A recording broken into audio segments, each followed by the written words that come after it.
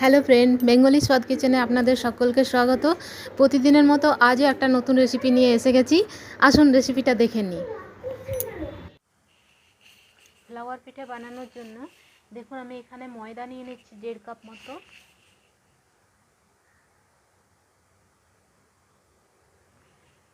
আর দিচ্ছি স্বাদ মতো লবণ। আর দিচ্ছি ছোটো চামচের 1 চামচ বেকিং পাউডার। আর দিয়ে দিচ্ছি বাটার 1 চামচ মতো। আর দেব 2 চামচ মতো সাদা তেল।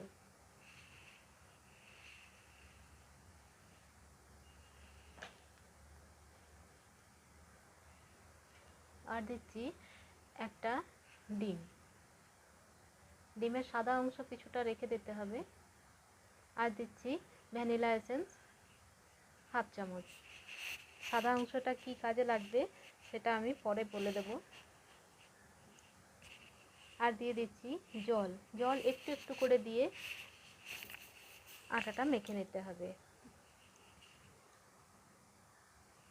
দেখুন খুব বেশি শক্ত বা খুব বেশি নরম চাই না, মিডিয়াম একটা ডো তৈরি করে নিতে হবে। এবং ডোটাকে আমি সমান 2 ভাগে ভাগ করে দুটো বড় সাইজের লেচি বানিয়ে নিয়েছি। এবং লেচিগুলোকে হাত দিয়ে একটু মসৃণ করার চেষ্টা করছি, দেখুন চেপে চেপে। কিন্তু এখন মসৃণ হবে না, যেহেতু আটাটা এখনও সেট হয়নি। এটা আমি 10 মিনিটের জন্য ঢেকে রেখে দিলাম। আবারও 10 মিনিট পরে ফিরে এলাম। এবারে আটা লেচিগুলোকে আমি ভালোভাবে চেপে চেপে একটু মসৃণ করার চেষ্টা করছি। দেখুন আগের তুলনায় এখন অনেকখানি মসৃণ হয়েছে।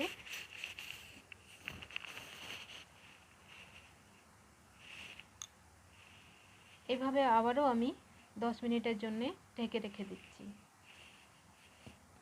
10 মিনিট পরে আবার ফিরে এলাম। আবার লেচিগুলো নিয়ে ঠিক সেমভাবে মসৃণ করে নিয়েছি। দেখুন এবারে একটু ভালোভাবে মাখা হয়ে গেছে, দেখুন মসৃণ হয়ে গেছে একেবারে। এবার একটা লেচি নিয়ে সেটা থেকে একটা বড় সাইজের রুটি বানিয়ে নিতে হবে।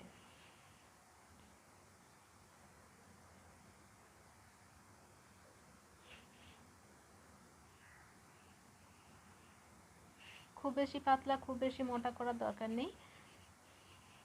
এর উপরে দিয়ে দিলাম কর্নফ্লাওয়ার। দেখুন কিভাবে ভাঁজ করে নিচ্ছি। আর ভাঁজ বরাবর আবারও কর্নফ্লাওয়ার দিতে হবে। এখানে কিন্তু ময়দা বা আটা দেওয়া চলবে না। দেখুন আমি কিভাবে ভাঁজগুলো বানাচ্ছি। এইভাবে ভাঁজ বানিয়ে দিতে হবে, তাহলে লেয়ারগুলো ভালোভাবে তৈরি হবে।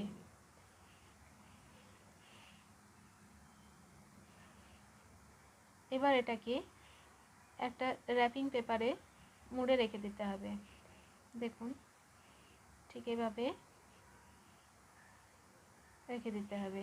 আর একটা লেচিও আমি সেম পদ্ধতিতে বেলে নেব।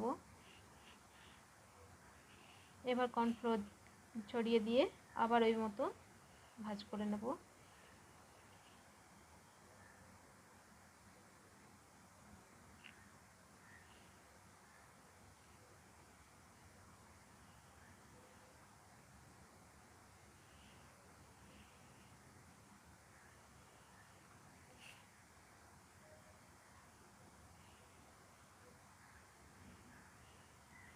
এইভাবে করে আমি আবারও এটাকে 10 মিনিটের জন্য ঢেকে রেখে দেব।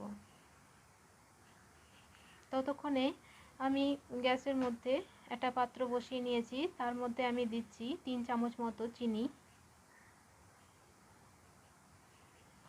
আর দিচ্ছি 3 চামচ পরিমাণ জল। আমি এটা দিয়ে একটা চিনির সিরাপ তৈরি করে নেব। চিনির সিরাপটা খুব বেশি পাতলা বা খুব বেশি গাঢ় চাই না। একতার বা দুতারের চাশনি কোনোটাই দরকার নেই, একটু মধুর মতো চিপচিপে হলেই হবে। এর মধ্যে দিয়ে দিচ্ছি ছোটো চামচের 1 চামচ পাতিলেবুর রস। আমার চিনি সিরাটা তৈরি হয়ে গেছে। দেখুন চটচটে হলেই হবে। এদিকে 10 মিনিট হয়ে গেছে। আমি আবারও লেচিগুলোকে বের করে নিয়েছি। আবারও এটাকে বেলে পাতলা করে নেব।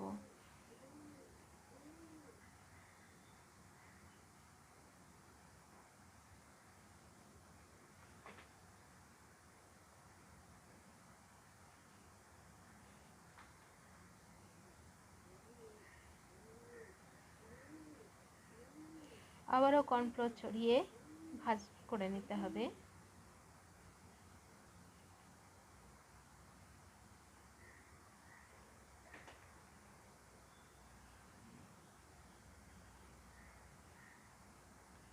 সেম পদ্ধতিতে দেখুন এইভাবে কর্নফ্লোর দিয়ে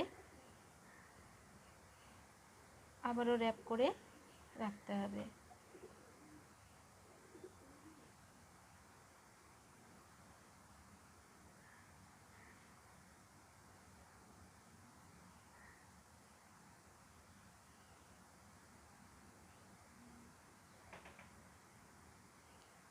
এই পদ্ধতিটা 2 থেকে 3 বার করতে হবে। এবার দেখুন সেই লেচিটা থেকে আমি আবারও রুটি বানিয়ে নিয়েছি।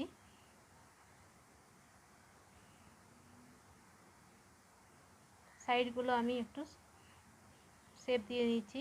এবার 3 ইঞ্চি বাই 3 ইঞ্চি করে কেটে নিয়েছি স্কোয়ার শেপ করে। এবার সাইড থেকে দেখুন 1 ইঞ্চি মতো করে কেটে নিচ্ছি।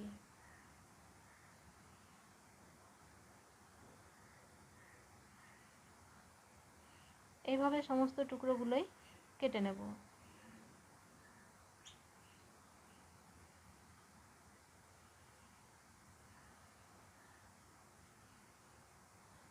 সেই যে ডিমের সাদা অংশটা রেখেছিলাম সেটা এখন আমি কাজে লাগাবো। দেখুন ডিমের সাদা অংশটা এইভাবে মাঝ বরাবর দিয়ে দেব, দিয়ে একটা টুকরোর ওপর আরেকটা টুকরো এইভাবে বসিয়ে দেব। কিভাবে বসাচ্ছি সেটা আপনারা একটু দেখে নিন।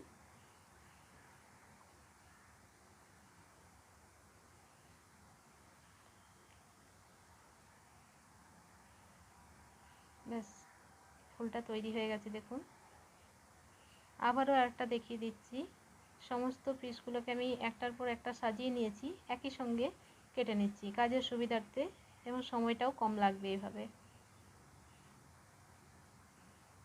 দেখুন আবারও ডিমের সাদা অংশটা মাঝ বরাবর দিয়ে দিচ্ছি।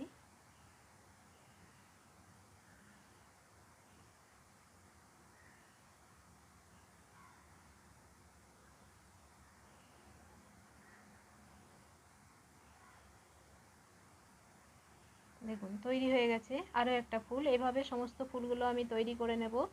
এদিকে গ্যাসে আমি একটা কড়াতে তেল গরম করে নিয়েছি, ফুলগুলো দিয়ে দিচ্ছি। দেখুন আর একটা স্প্যাচুলার সাহায্যে আমি চেপে আর একটা চামচ দিয়ে তেলটাকে নিচে থেকে উপর দিকে তুলে দিতে হবে ফুলের ওপরে। দেখুন কি সুন্দর লেয়ারগুলো ছেড়ে যাচ্ছে, দেখুন পাপড়িগুলো সুন্দর তৈরি হচ্ছে। দেখুন কি সুন্দর ফুলগুলো ভাজা হচ্ছে। খুবই সহজ বন্ধুরা, আপনারা এভাবে বাড়িতে সহজে বানিয়ে নিতে পারবেন। দেখুন আমি ফুলটা থেকে তেলটা ঝরিয়ে নিচ্ছি। আর এটা একটা টিস্যু পেপারের ওপরে রাখবেন, তাহলে সমস্ত তেলটা টিস্যু পেপার অ্যাবজর্ব করে নেবে। আরও একটা তেলে দিয়ে দিয়েছি। দেখুন এইভাবে চেপে ধরতে হবে আর এক হাতে করে চামচের সাহায্যে তেলটাকে তুলে তুলে দিতে হবে।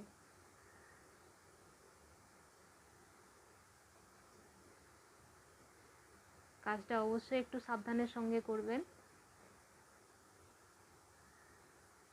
দেখুন কি সুন্দর তৈরি হয়ে গেছে ফ্লাওয়ারটা। এইভাবে আমি সমস্ত ফুলগুলোকে এক এক করে ভেজে নিচ্ছি।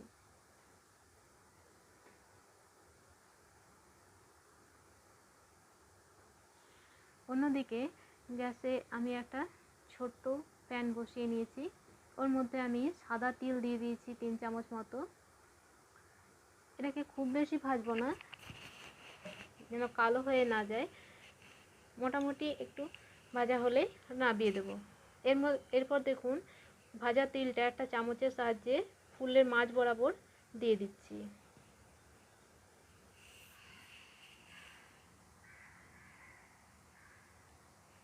এটা দিলে ফুলগুলো রিয়েল লাগবে। আর যে চিনির সিরাপটা তৈরি করেছিলাম সেই সিরাপটা দেখুন ওপর দিয়ে ছড়িয়ে দিচ্ছি। এইভাবে সমস্ত ফুলের ওপরেই চিনির সিরাপটা আমি ছড়িয়ে দেব।